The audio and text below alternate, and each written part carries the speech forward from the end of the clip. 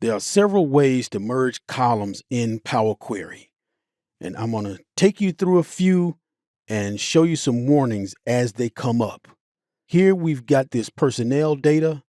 I'm going to put my cursor in the data set, and we're going into Power Query. From table/range, okay.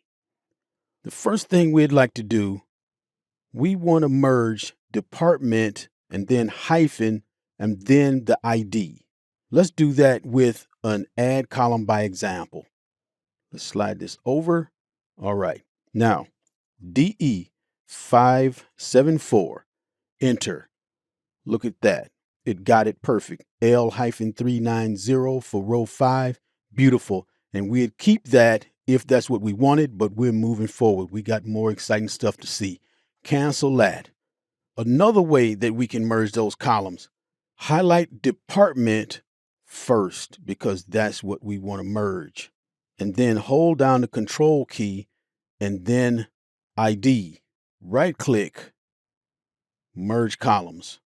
What do we want as a separator? Custom. I want the hyphen. Okay. Now you see, because we selected the department first, that is what is before the hyphen. Also notice our two original columns are gone. Gotta know that when you do this stuff. Get rid of that. Next, I want to merge the last name, the age, and the ID.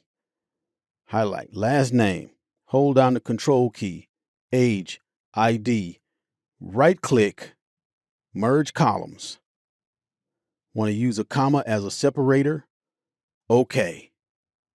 Once again, our original columns are gone, but also notice where there's Krishnan, comma, space, comma, 539, it left a hole where we don't have an age for that person. Sometimes you want that, sometimes you don't. Let's see what happens when we don't. Get rid of that step. Highlight them again. Name, last name. Hold on the control key. Age, ID. In the Add Column tab, we're going to go up to Merge Columns. Go down, comma, OK. Slide over. We still have our original columns and Krishnan, comma, 539. There is no hole where other people like LeBlanc do have an age. And then let's wrap it up. Delete this step.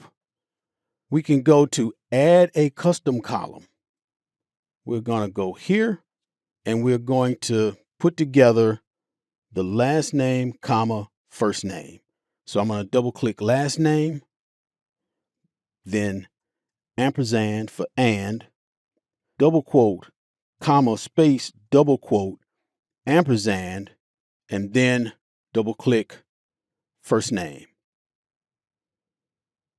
Okay, there it is, last name, comma, first name. So those are the ways that you can merge columns in Power Query, including some things you got to watch out for.